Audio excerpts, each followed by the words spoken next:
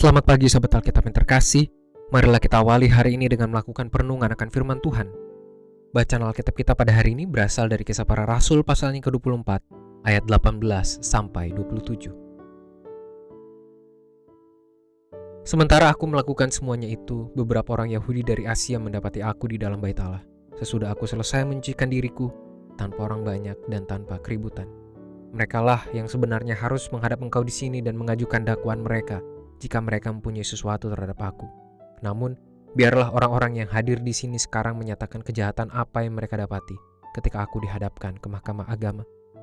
Atau mungkinkah karena satu-satunya perkataan yang aku serukan ketika aku berdiri di tengah-tengah mereka, yakni, karena hal kebangkitan orang mati, aku hari ini dihadapkan kepada kamu.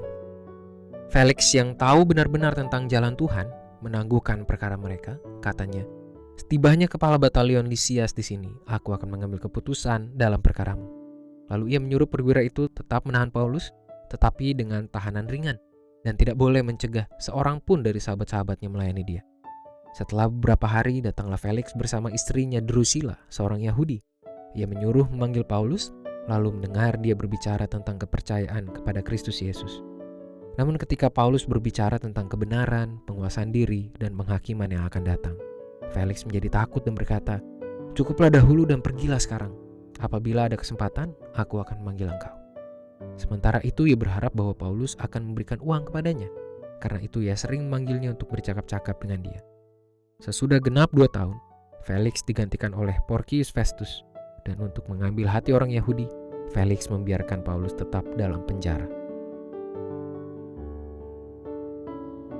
Bacaan firman Tuhan pada hari ini menampilkan kepada kita dua aspek yang sangat bertolak belakang mengenai pendengaran akan firman Tuhan.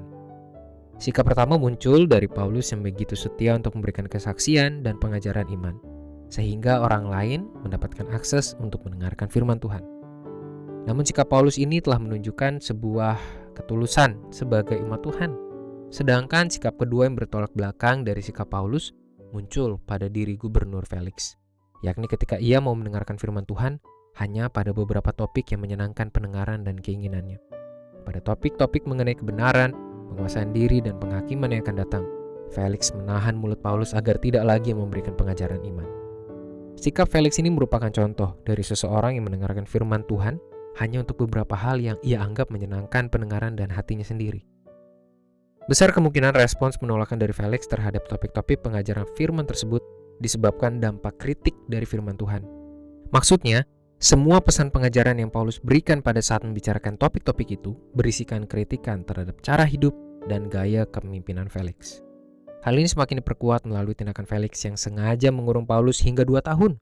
Bukan karena kesalahan yang Paulus lakukan, melainkan karena ia ingin mengambil hati masyarakat Yahudi agar tidak melakukan pemberontakan. Tentu saja, hal semacam itu bukanlah hasil dari pendengaran dan penerimaan terhadap firman Tuhan. Sahabat Alkitab, bacaan firman Tuhan hari ini dapat kita jadikan cermin untuk menilik sikap kita terhadap firman Tuhan. Apakah selama ini kita memperlakukan firman Tuhan sebagai acuan hidup, sebagai pembentuk cara pandang dan sikap kita sebagai umat Tuhan, atau sebagai pemuas keinginan diri sendiri? Apabila kita memperlakukan firman Tuhan secara demikian, maka kita siap untuk mengalami kritikan, bahkan yang keras sekalipun, yang dapat mengantarkan kita kepada transformasi diri menjadi semakin sejalan dengan kebenaran firman Tuhan. Namun hal lain yang juga perlu kita pertanyakan kepada diri sendiri adalah, apakah kita justru memperlakukan firman Tuhan sebagai pemuas keinginan diri sendiri? Misalnya, kita masih memilih pesan firman Tuhan yang memuaskan diri sendiri dan meninggalkan pesan-pesan yang kita anggap terlalu keras mengkritik kita. Jangan sampai kita menjadi seseorang yang mendengar firman karena ada maunya. Marilah kita berdoa. Tuhan, firman-Mu hari ini telah mengingatkan kami bahwa kuasa firman-Mu begitu besar. Kuasa firman Tuhan dapat meneguhkan hati kami ketika kami merasa begitu lemah. Dan kuasa firman Tuhan juga dapat menembus hati kami, menembus sikap hidup kami, memberikan kritik yang mampu membawa perubahan pada diri kami. Tapi tidak dapat kami pungkiri Tuhan sebagai manusia yang juga penuh dengan keegoisan. Kami bisa saja menolak pesan firman yang kami anggap terlalu keras buat kami.